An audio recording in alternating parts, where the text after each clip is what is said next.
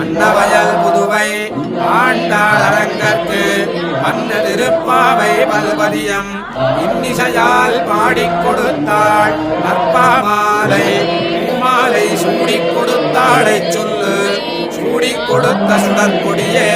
புல்பாவை பாடி அருளவல்லவல் வளையாய் நாடினி வேங்கடவர்க்கு என்ன விதி என்ன இம்மாற்றம் நாம் கடவா வண்ணமே நல்கு.